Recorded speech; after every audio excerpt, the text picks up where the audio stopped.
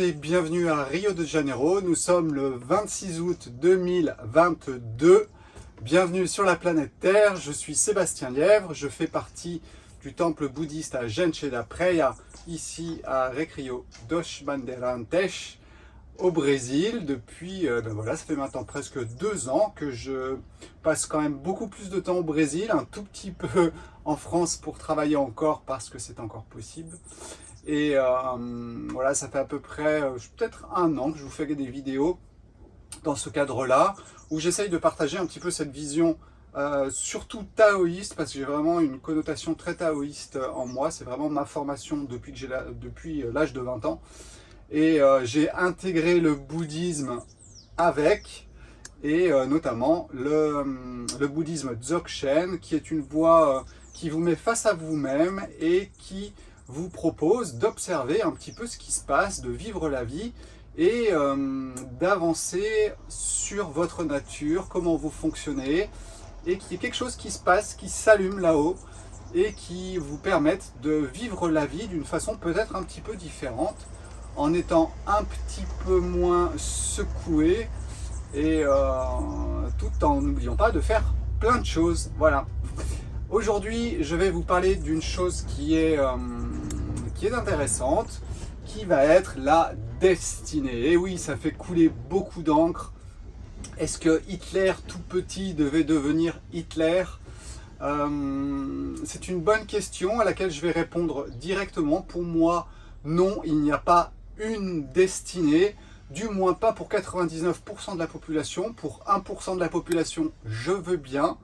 Et sûrement pour des raisons qui sont légèrement au-dessus de nous, de peut-être certaines choses qui nous dirigent et qui effectivement donnent une destinée à certaines personnes pour certaines raisons.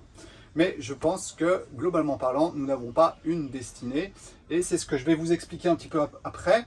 Ce n'est que ma vision, donc vous êtes ici en train d'écouter ce que j'essaye d'exprimer. Ce n'est que mon voyage, ce ne sont que les couleurs de ce que je vois du monde. Il est fort possible que vous voyez les couleurs d'une autre façon. Et puis voilà, si rien que ce que je viens de dire vous pose un problème, vous pouvez tout de suite appuyer sur stop. Et puis si vous vous questionnez un tout petit peu sur le but de cette destinée, eh bien restez avec moi et nous allons en parler juste après. Alors nous allons en parler de plusieurs façons. S'il y a bien une destinée que l'on partage, c'est la mort. C'est-à-dire la mort de votre corps physique, la dissolution de votre âme et votre esprit qui retournera sûrement à quelque chose. Mais on va dire que, effectivement, si nous avons une destinée que nous partageons tous, c'est bien la fin de quelque chose et c'est la fin de notre vie dans ce corps-là. Et pour le reste, voilà, il y a plein de possibilités. Dans le bouddhisme, vous savez, il n'y a pas de réincarnation, pardon.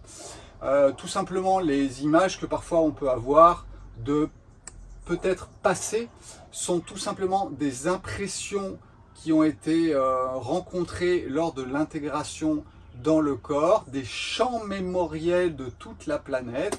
Ce qui explique que si vous avez des capacités à entrer en résonance avec certains champs mémoriels, vous pouvez les retransmettre au cours de votre vie, avoir des images de personnes que vous avez l'impression d'avoir rencontrées. Et tout ça, ça s'explique dans le bouddhisme par les champs mémoriels. Je vous avoue que cette version a quand même ma préférence et ma tendance. J'ai été séduit bien sûr par ces histoires de vie antérieure, mais j'avoue que c'est arrivé il y a quelques années et c'était suite au design humain et à l'astrologie. C'est-à-dire qu'en fait, je me suis intéressé très jeune au yin et au yang et notamment mon maître, si maître on peut dire, a été George Ohsawa. Et il y a quelques années, j'ai fait, ou du moins j'ai demandé à une personne de faire son terme astrologique. Et nous avons pu voir qu'effectivement le thème de Ohsawa était vraiment très très proche, un copier-coller presque du mien, avec une date de naissance qui était la même, le 18 octobre, donc à quelques dizaines d'années près bien sûr, puisqu'il est né en 1890 peut-être, quelque chose comme ça. Donc il est fort possible que, je dirais, la programmation au niveau de Sébastien et était proche de la programmation de Oshawa de par l'alignement planétaire. Et cette programmation identique crée des résonances de l'un à l'autre, ce qui explique que quand je lis Oshawa, c'est comme si je l'avais toujours su. Donc je ne suis pas une réincarnation de George Oshawa, c'est juste que j'ai un pont qui a été créé avec ce genre de choses. Si aujourd'hui je suis dans le Dzogchen, c'est sûrement pas un hasard non plus. J'ai 2 tatouages sur mes chevilles. Il y en a un, c'est la folle sagesse, la folie et la sagesse. Et c'était bien avant de rencontrer le Dzogchen ici, il y a 2 ans. Donc vous voyez que ces ponts, ils existent, sûrement pas dus à des vies antérieures, mais tout simplement à des ponts mémoriels sur ce qui s'est passé d'un peut-être maître Dzogchen il y a très longtemps. Voilà, il n'y a que votre ego souvent qui veut devenir une statue et qui essaye de faire des réincarnations de ce que vous êtes. Ça arrive très souvent, notamment dans le New Age. Faites très attention par rapport à ça, que ce ne soit pas votre ego qui récupère ça pour exister, parce qu'il trouve une image qui est belle, ou du moins qui lui plaît, et qui peut le sauver, et du coup il va complètement coller à ça, et tout va être fait pour que vous preniez pour une réincarnation de quelque chose. Alors les transferts effectivement de ce genre de choses, ça peut exister, mais c'est très rare aussi, ce qu'on peut appeler une réincarnation, mais c'est vraiment très très rare. Ça s'appelle un tolku dans le bouddhisme, mais c'est quelque chose qui reste très exceptionnel, et c'est pour ça que je vous dis qu'il y a 1% sûrement de la population qui n'a pas vraiment de destinée. Pourquoi? Parce que tout simplement, vous avez votre programmation. Je vais prendre une image. Cette image, c'est un circuit de voiture. La vie, sur toute sa durée de milliards d'années, c'est un circuit de voiture. Vous allez trouver quoi dans ce circuit de voiture? Vous allez trouver le circuit en lui-même. Le circuit en lui-même, je vais revenir sur la spirale, parce que pour moi, ce circuit, c'est une spirale. Et ensuite, vous n'êtes qu'une voiture sur ce circuit. Alors, vous n'êtes peut-être pas en train de faire la course avec les autres, mais vous êtes dans votre voiture avec votre programmation. Si vous êtes une Formule 1 pour aller sur le bitume, si vous êtes un quad pour aller dans la Terre, ça, nous en reparlerons un petit peu ici, avec l'astrologie, avec le yiking, avec le design humain, pourquoi pas. Et en fait, ça dépendra ensuite de comment vous allez le vivre. Mais le plus important à comprendre, c'est qu'en fait, il y a le libre arbitre. Le libre arbitre, c'est ce qui vous permet d'aller à droite ou à gauche, de choisir. Et ce libre arbitre, il est influencé, bien sûr, par les astres, mais vous avez toujours le choix d'aller à droite ou d'aller à gauche. C'est pour ça qu'il n'y a pas une destinée. À mon avis, vous en avez plein. Et puis, en fait, c'est comme une ramification. Et petit à petit, pop, pop, vous allez vers quelque chose. Mais est-ce que c'est votre destinée programmée dès le départ? Moi, je pense que non. Mais cela n'engage que moi. Vous n'êtes pas obligé, bien sûr, de penser comme moi. Et puis, je vais venir un petit peu justement sur les futurs multiples, ce que j'appelle moi des trames temporelles. C'est-à-dire qu'en fait, quand vous imaginez un projet, par exemple, eh bien, vous allez vous concentrer sur quelque chose, vous créez une trame temporelle. Et puis, en fonction de l'énergie que vous allez y mettre et les autres autour de vous, eh bien, cette trame temporelle va apparaître ou pas. Ce qui ne veut pas dire qu'une autre n'existe pas, etc. Mais c'est vrai que votre réalité sera basée sur l'énergie que vous allez mettre dans une trame temporelle spécifique.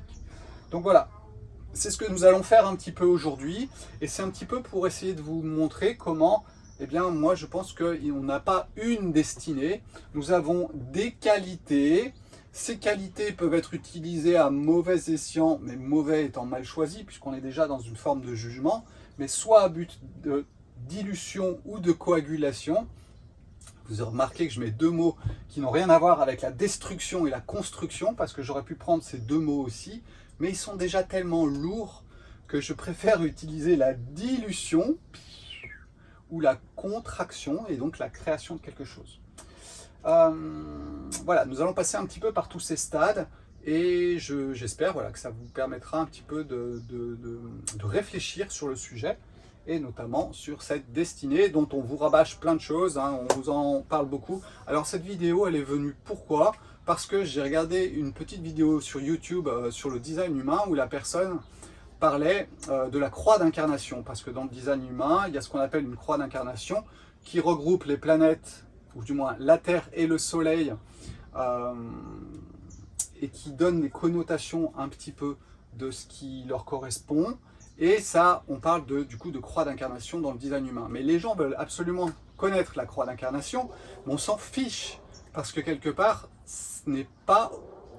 Des croix d'incarnation, on en a 160 dans le design humain.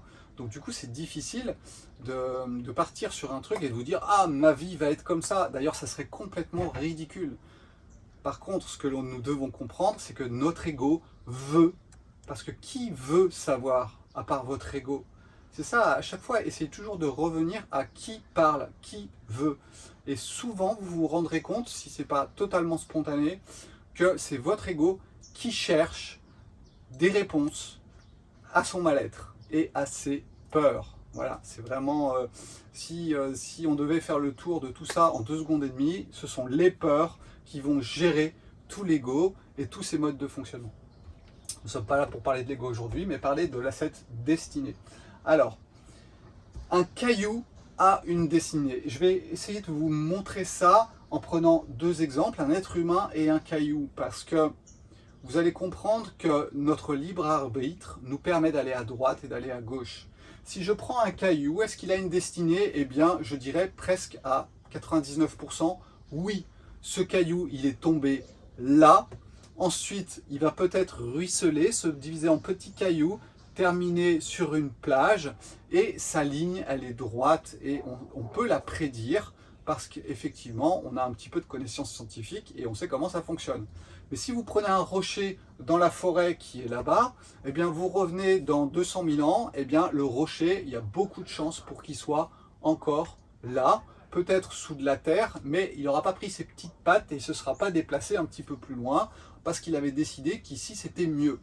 C'est pour ça que je vous dis qu'un caillou a une destinée dans le sens où il n'a pas le choix du mouvement.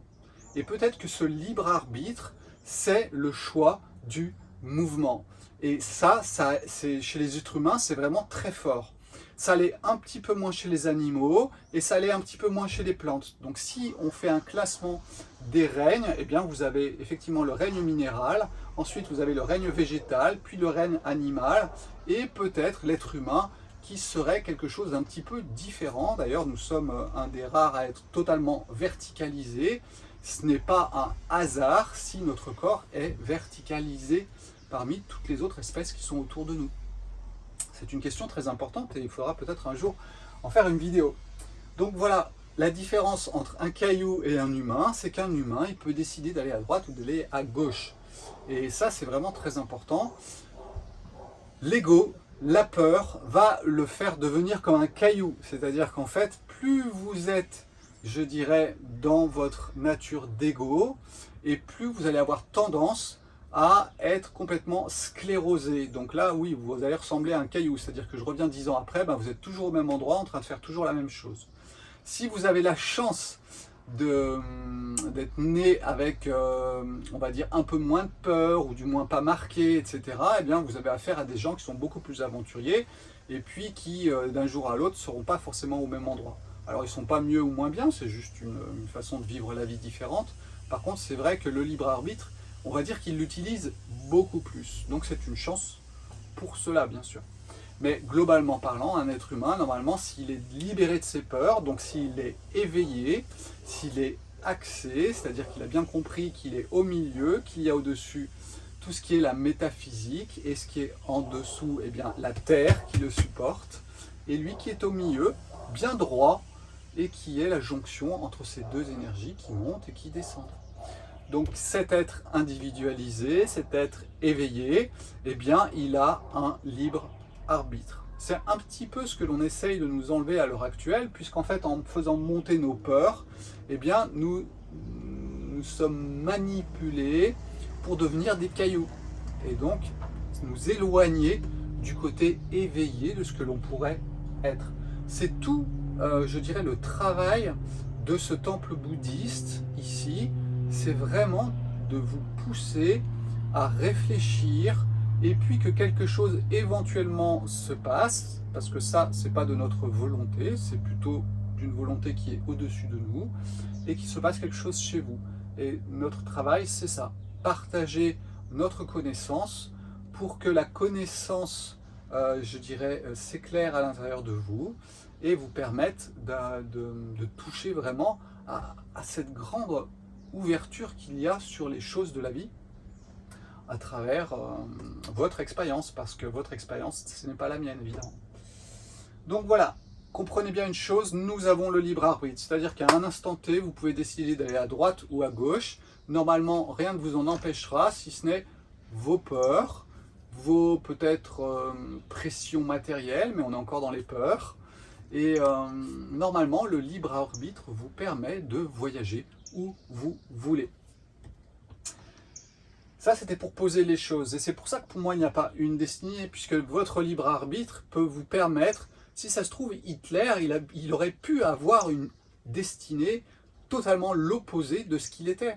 Donc, j'ai pas de préférence à dire que Hitler était prédestiné à ci, Hitler était prédestiné à ça. Hitler avait sûrement de très bonnes qualités, et puis il avait aussi, non pas des défauts, mais des qualités que l'ego pouvait récupérer pour vivre, pour survivre, tout simplement à cause de ses peurs. Donc, si je devais résumer un petit peu à quoi ressemble la vie, eh bien, tout simplement, prenons un circuit de voiture. Un circuit de voiture, c'est quoi? Eh bien, en fait, vous avez une piste, et cette piste, quelque part, elle vous emmène vers quelque chose. Et ce circuit, c'est la métaphysique. C'est cette grande spirale qui est autour de nous, qui, en fait, je dirais, va diriger les voitures. Alors, la voiture, elle peut toujours décider de faire un peu de demi-tour sur le circuit, mais généralement, ça ne marche pas très bien. Par contre, sur le circuit, elle peut décider d'aller à gauche, d'aller à droite, c'est pas un souci. Par contre, le circuit est quand même tracé dans le sens où tout ce qui est au-dessus de nous influence ce qui est en dessous. Alors je vais vous faire un petit parallèle avec le climat par exemple. Un climat particulier va influencer ce qui est en dessous de lui. C'est-à-dire que si vous avez un climat tropical, vous allez trouver des fruits tropicaux, mais vous ne trouverez pas des myrtilles. Par contre, si vous avez un climat de montagne, eh bien vous allez trouver des myrtilles, mais pas de fruits tropicaux.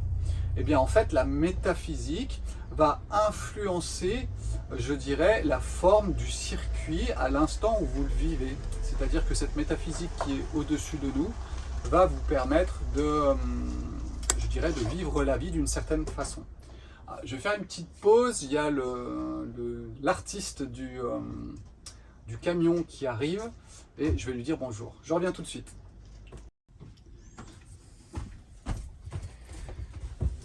Bien, voilà, je suis de retour. J'ai vu en plus que le téléphone, la pince du téléphone l'avait poussé un petit peu avec la coque en silicone, ce qui fait que vous n'aviez qu'une partie de moi. Je couperai un petit peu, vous aurez un petit peu moins de ma bouille pendant le début de cette vidéo, mais c'est pas très grave. L'important, c'est ce que j'exprime et non pas que vous voyez la tête que j'ai.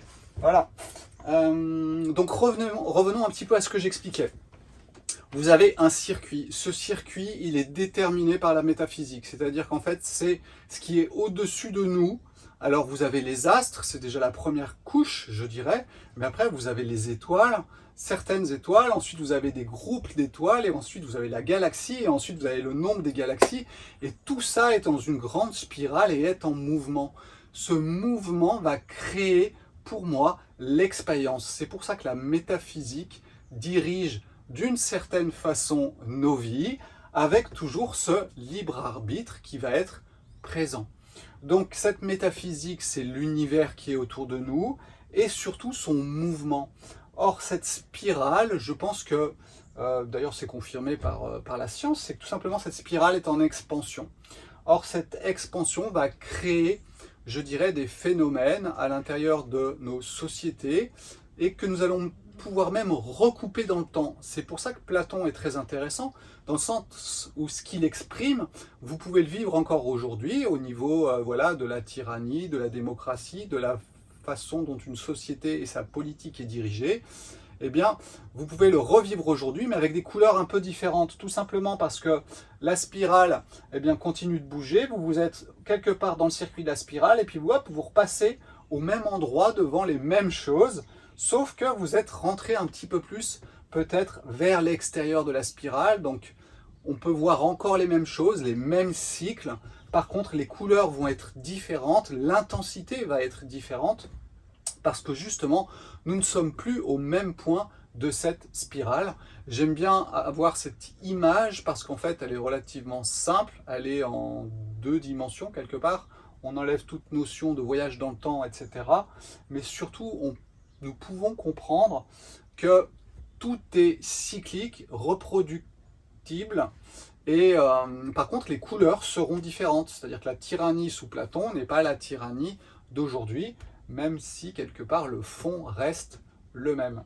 Donc voilà, cette métaphysique, elle va vous donner le circuit sur lequel vous allez évoluer. Alors est-ce qu'on doit en faire une destinée? Oui, mais alors à ce moment, c'est une destinée pour une civilisation, pour une humanité. C'est une grande destinée qui est très très longue, avec un Big Bang ou je ne sais trop quoi au début qu'il a créé. Alors dans le taoïsme, c'est ce qu'on appelle le Tao, hein, c'est la première intention de faire quelque chose avant qu'il y ait la polarisation, et ensuite on part vers l'expansion. Il y a une contraction d'énergie et pouf, après on part vers l'expansion. Donc voilà, ça ce sont les cycles stellaires et nous avançons vers quelque chose. Donc oui, il y a une destinée par rapport à la planète, par rapport à notre galaxie, par rapport à notre système solaire, c'est une évidence. De toute façon, cette destinée, elle est comme pour la nôtre, ça restera un moment ou un autre sa disparition. Voilà. Donc cette métaphysique, il faut bien la comprendre. C'est pas quelque chose de compliqué.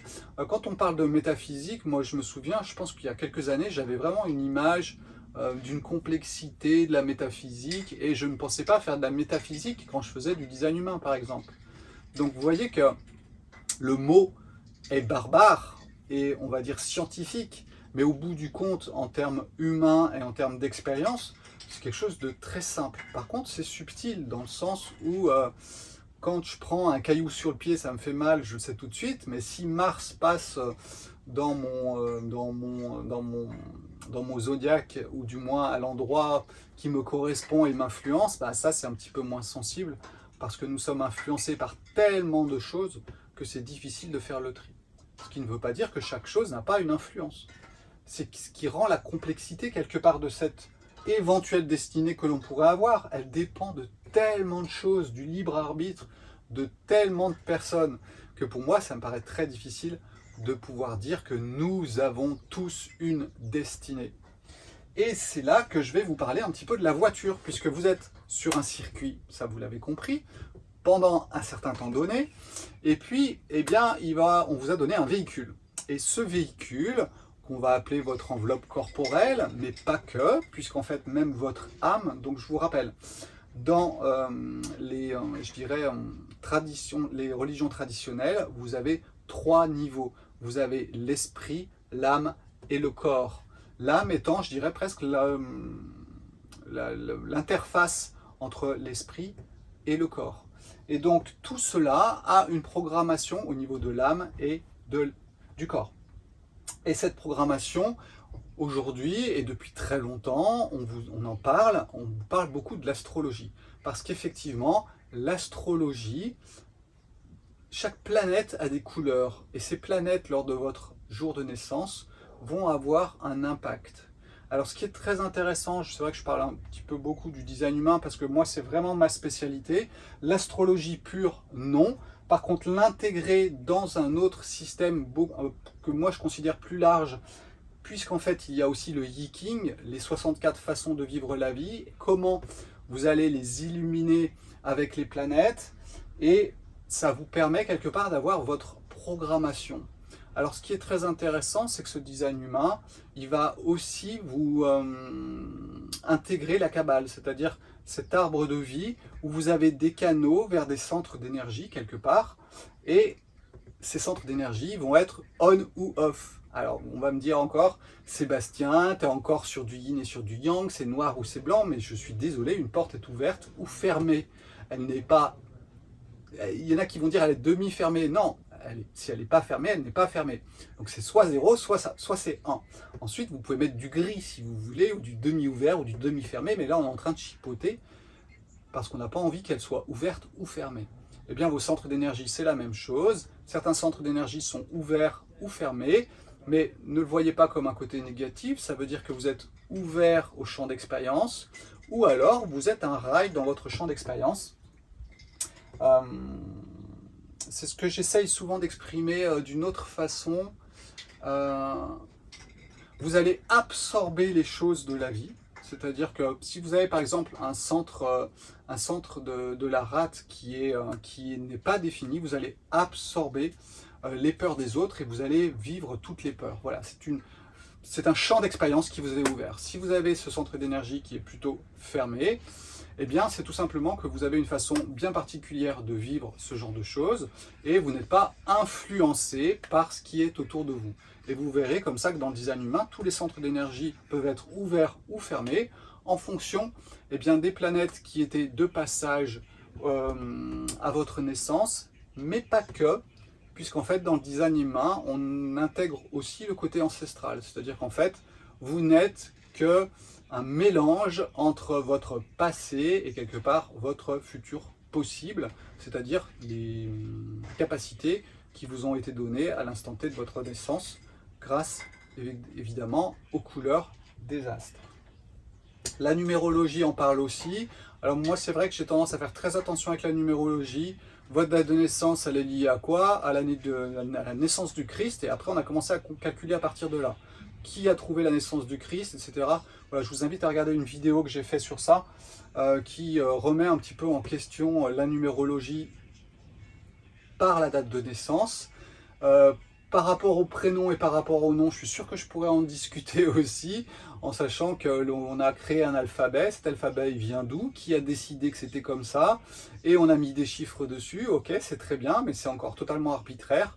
Je préfère de loin la numérologie plutôt, je dirais, taoïste, dans le sens où on part de la création du monde. La dualité, ça fait 2. 3, ça fait tous les êtres qui sont sur place. 4, vous allez avoir commencé la division dans l'espace. 5, vous avez les échanges. Voilà, tout ça pour moi est beaucoup plus intéressant qu'une numérologie basée sur une date de naissance ou sur des noms et prénoms. Ça n'engage que moi et c'est ma position par rapport à ça, même si mon ego est toujours content d'avoir une numérologie standard, d'accord?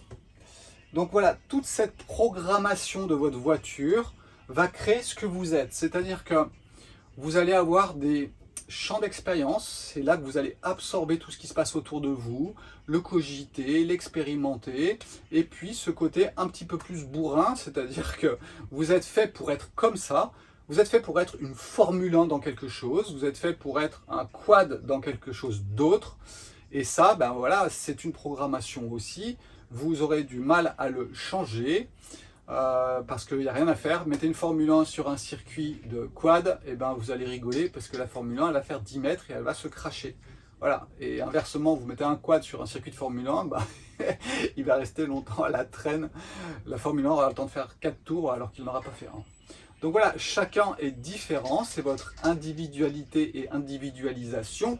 C'est très bien comme ça crée toutes les couleurs de la vie et il n'y a pas deux êtres humains qui sont identiques, tellement les possibilités de programmation sont importantes. Voilà. Je vous rappelle, les fractales, à chaque fois qu'on rentre dans une fractale, à chaque fois on retrouve une polarisation. Donc en fait, vous pouvez avoir une infinité de polarisations possibles. C'est pour ça que deux êtres humains ne peuvent pas être identiques. Par contre, ce qui est intéressant, effectivement, avec l'astrologie, on peut le voir, c'est que deux êtres humains peuvent être relativement proches de par leur influence astrologique. Et ça, c'est intéressant. Ces qualités que vous allez avoir, vous pouvez les utiliser dans votre libre arbitre, c'est-à-dire que vous pouvez les utiliser en bien ou en mal. Alors là, on rentre un petit peu dans le jugement, mais c'est pas très grave. Soit vous entrez dans le but destructif, c'est ce qui est le cas des Édomites, soit vous entrez dans un cadre plus constructif, ce qui serait le cas des pratiquants de religion ancestrale qui le pratiquent de façon la plus humaine possible, en sachant que les deux sont humains, sauf qu'il y en a qui ont une certaine programmation et d'autres qui en ont une autre. Du côté des Édomites, on est plus dans la destruction des choses, même si on aimerait construire quelque chose de différent. Et puis de l'autre côté, eh bien, on est dans la construction d'un monde différent, mais vous vous rendrez bien compte aussi que derrière la construction, il y a la destruction.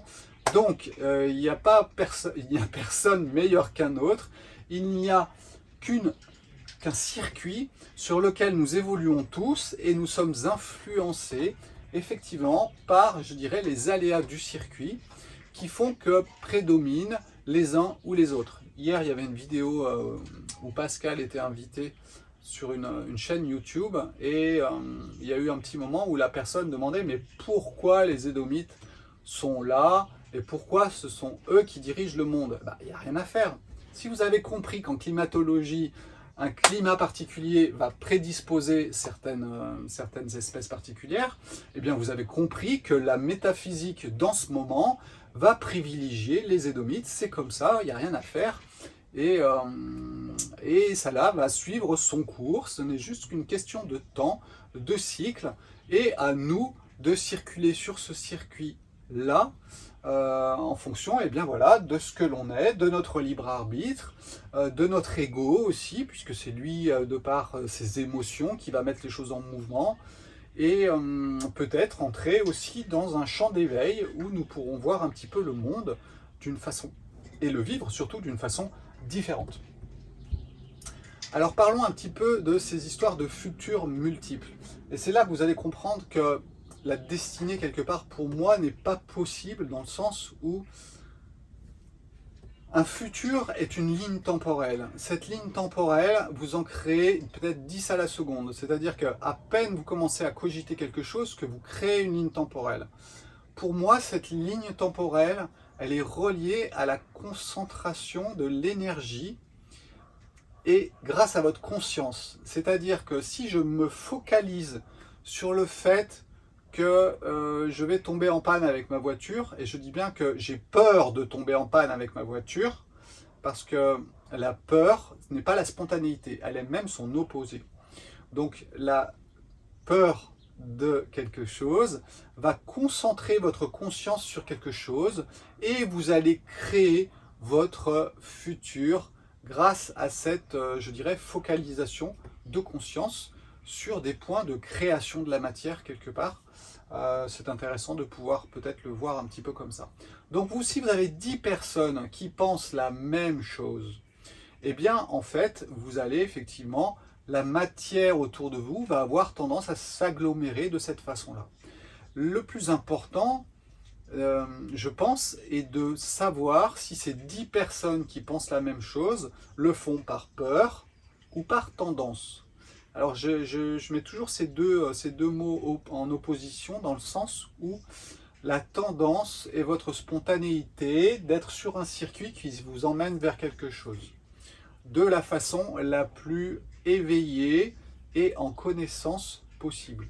Et puis vous avez l'autre côté c'est la peur, c'est-à-dire qu'en fait vous allez vous mettre en action grâce au pouvoir, hein, c'était la dernière vidéo parlait du pouvoir et de l'autorité, c'était vraiment ça, c'était juste pour vous expliquer que quand il y a la peur, vous allez créer la pression, et du coup vous allez entrer encore plus dans la matière pour avoir du pouvoir sur les choses.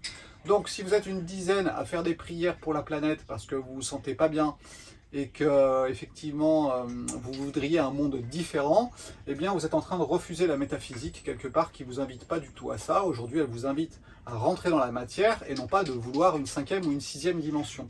C'est le risque du New Age, j'insiste encore là-dessus parce que j'ai eu ma période aussi, très courte, sans participer à plein de choses parce que c'est vraiment pas trop mon truc, les groupes c'est quelque chose que je n'aime pas. Mais par contre je construis mes idées, donc j'ai eu mes idées à un moment New Age aussi. Par contre, j'ai vu des personnes autour de moi aller dans le New Age et vraiment c'est une catastrophe dans le sens où c'est essayer de remplacer la matière par une antimatière mais qui va être tout autant quelque part de la matière parce qu'elle va être basée sur la peur et donc basée sur tout ce qui est inframonde, mémoriel. Et c'est pour ça que l'on insiste beaucoup sur ce côté mémoriel des choses où si vous êtes tout le temps en train d'être dans des champs mémoriels, vous êtes complètement coincé dans la matière, voire même surtout dans l'inframonde, c'est-à-dire là où il y a tous les résidus psychiques, un petit peu de toutes les perturbations émotionnelles qu'il y a eu, et vous vous baignez dedans tous les jours, grâce à plein de techniques, et grâce à ce New Age. Hein. Donc c'est pas un hasard s'il est là aujourd'hui, c'est juste pour amplifier encore la matière, ça fait partie du circuit sur lequel nous sommes en train de rouler, et c'est tout à fait logique qu'il existe. Donc refuser le New Age serait une vaste bêtise, puisqu'encore une fois, ça serait refuser ce que la métaphysique nous impose aujourd'hui, et nous allons le vivre de plein de façons différentes. Par contre, on peut le vivre plus ou moins tranquillement, ça c'est une évidence, d'accord? Donc ces trames temporelles vont créer quelque part une destinée, mais qui ne vous dit pas que si une personne va mettre plus sa conscience sur quelque chose, va faire dévier votre trame temporelle quelque part, et hop, eh ben, ce qui était prévu pour votre destinée ne l'est plus. Pourquoi? Parce qu'un tel a décidé que ça, que ça, que ça, que ça. Donc vous voyez, la destinée, moi j'y crois pas beaucoup, et je crois plus quelque part à l'instant et aux influences de ce qui se passe autour de nous, la spontanéité de ma programmation, effectivement, qui peut m'emmener vers quelque chose. Mais dire exactement quelle va être ma destinée quand j'ai 2 ans, ou à ma naissance, franchement, je n'y crois pas.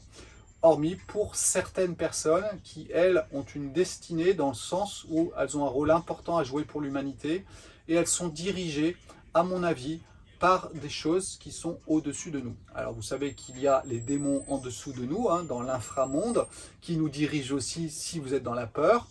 Et puis si vous êtes un petit peu plus dans la divinité, ou du moins un peu plus tourné vers autre chose, eh bien vous avez des influences spirituelles aussi qui existent. Si les démons existent, les anges existent aussi, et il n'y a pas de raison, ils peuvent nous influencer, et quelque part votre destinée est entre les mains à ce moment des anges. Hein, on peut voir ça un petit peu comme ça. Et vous ne pourrez pas y faire grand-chose, parce que quelque part, leur énergie sera potentiellement plus importante que la vôtre en termes de concentration de conscience, et du coup, ils vont vous ouvrir une trame temporelle. Et ce qui explique qu'effectivement, certaines personnes peuvent avoir une destinée. Voilà, j'ai fini pour aujourd'hui. J'espère que ça vous aura intéressé, ça vous fera poser des questions par rapport à ce que l'on vous raconte. Et plus on voudra vous faire croire que vous avez une destinée, à mon avis, et plus on va refermer le couloir. Je vous rappelle que plus votre champ d'expérience est large, plus vous avez le libre arbitre, et plus vous pouvez vous amuser quelque part. Et puis plus vous êtes dans un couloir de pensée, et plus vous allez être coincé. Et c'est exactement ce que vont essayer de vous raconter les gens qui vont vous faire croire que vous avez une destinée, alors que quelque part vous en avez plein, à moins que vous soyez Jésus. Mais bon, des Jésus, il n'y en a pas tous les jours, donc c'est comme ça. Ciao ciao, à bientôt, et puis portez-vous bien, faites attention à la vie, faites attention à ceux qui sont autour de vous, aimez-les, trouvez la compassion pour vous déjà, parce que si vous n'avez pas la compassion pour vous, vous aurez du mal à l'avoir pour les autres, ou du moins pas dans sa globalité, mais juste comme une technique de compassion. Voilà, ciao ciao, bye bye.